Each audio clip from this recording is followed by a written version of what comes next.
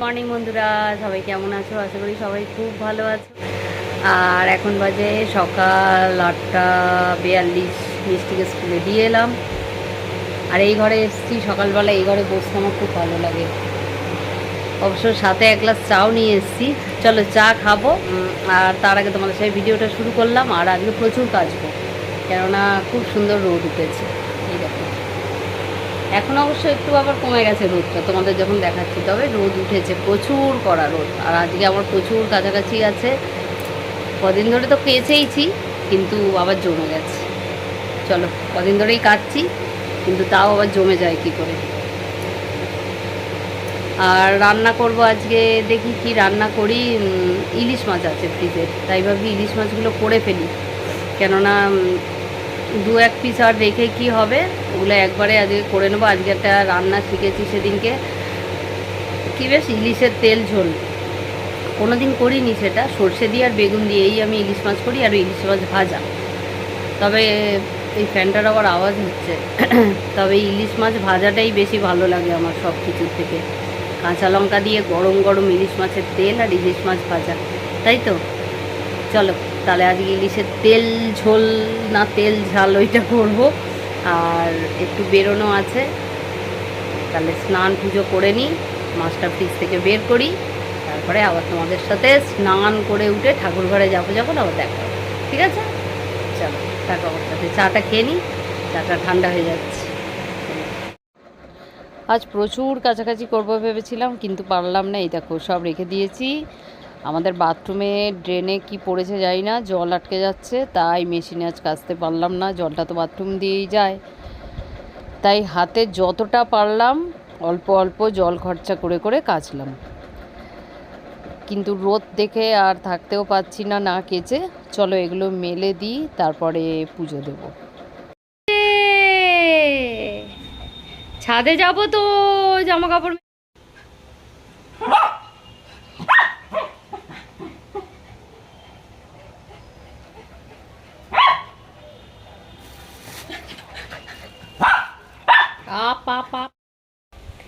দেখেছো কত ফুল।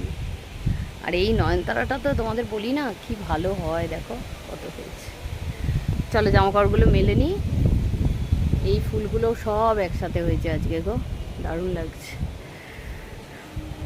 কাল ছাদে আসতে পারিনি বৃষ্টির জন্য, আজ এসে একদম মন ভালো হয়ে গেল। গোলাপ ফুলগুলো ফেলে দিতে হবে কেটে, কোনো কাজে লাগলো না। একটা সাদা জবা হয়েছে।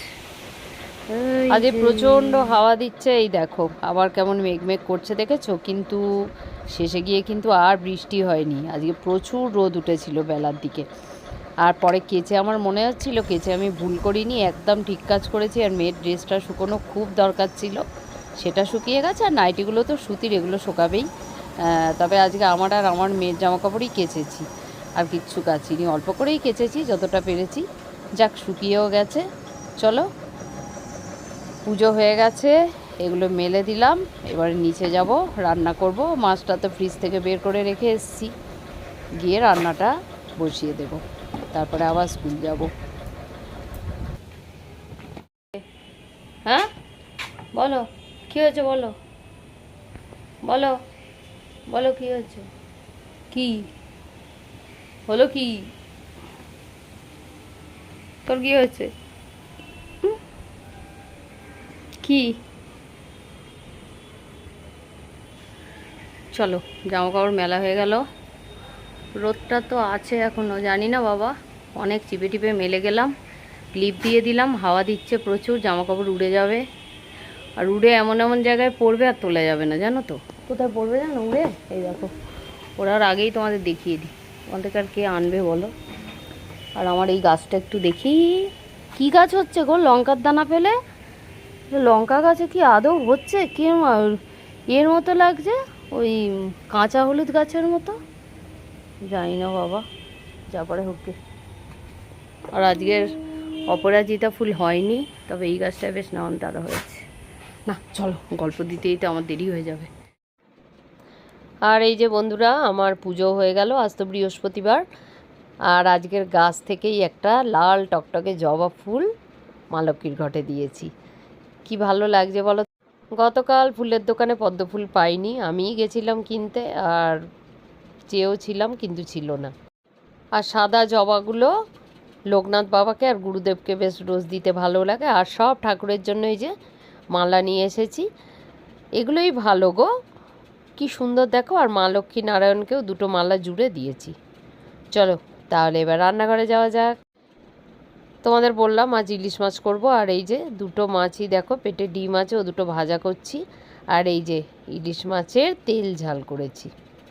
আর এখানে ডিম করছি আমার ছেলেমেয়ের জন্য, যেটা আমাকে করতেই হবে, কিচ্ছু করার নেই। ওরা কোনো মাছই খায় না, শুধু চিংড়ি মাছ ছাড়া।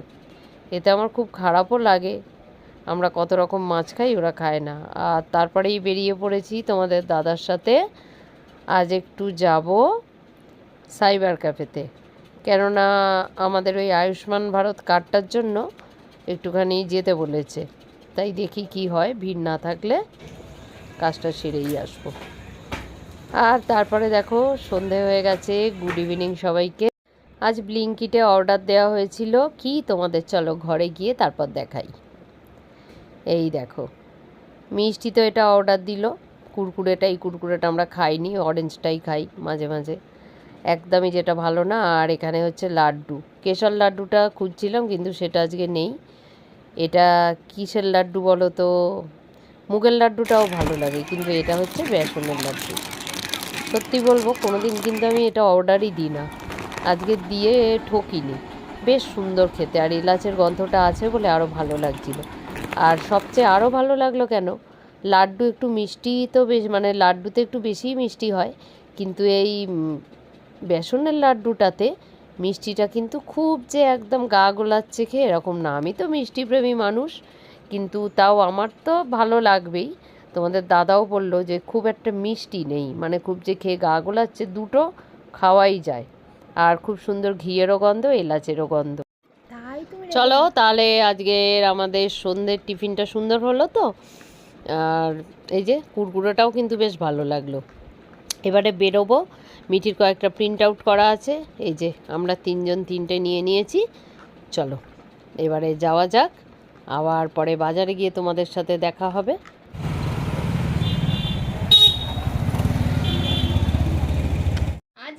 চলো বন্ধুরা, প্রিন্ট আউট হয়ে গেছে। আর এদিক দিয়ে যেতে যেতে চোখে পড়লো এই যে ধোসা বানায় এই ভাইটা, খুব ভালো টেস্ট, খুবই ভালো বানায়। আর আমাদের বাড়ির ওদিকেও আগে যেত, এখন আর যায় না, এখন পার্মানেন্ট দেখি এই জায়গাটাই বসে। তাই আজ এদিকে এসছি বলে ভাবলাম একটু ধোসা খাওয়া যাক। এই যে মিষ্টি খাচ্ছে আর আমারটা বানানো হচ্ছে। আর ভাবলাম তাহলে তোমাদের দাদার অজয় বা বাদ যায় কেন বলো, ওরাও যখন বাইরে আসে আমাকে ফোন করে করে জিজ্ঞেস করে আমি কি খাবো, নিয়ে যায়। তাই আমিও বাইরে মিষ্টিকে নিয়ে যখন বেরোই তখন ওদের কথাটাও আমার মাথায় থাকে, যে যেটা খাবো সবাই খাবো একসাথে। যাক, তবুও আজকে এই যে আমার জন্যও ধোসাটা নিয়ে নিয়েছি মিষ্টির হাতে। এবারে ভিডিওটা অফ করে ধোসাটা খেয়ে নেবো। ধোসাটা খাওয়াও হয়ে গেছে। আর এই যে অজয়ের জন্য তোমাদের দাদার জন্য দুটো নিয়েছি, তবে ধোসাগুলো তো খুব পাতলা পাতলা, তাই দুটো না তিনটে নিলাম, আর আমরা দুজন দুটো খেলাম। আর মিঠিটাও যদি একটু খায় খাবে, আর না খেলে তো আমরা রয়েছি, তাই না? চলো, ধোসাটা খুব ভালো করেছিল। আর এদিকে টোটো কিন্তু দাঁড় করিয়ে রেখেছি। চলুন দাদা। আমার কাছে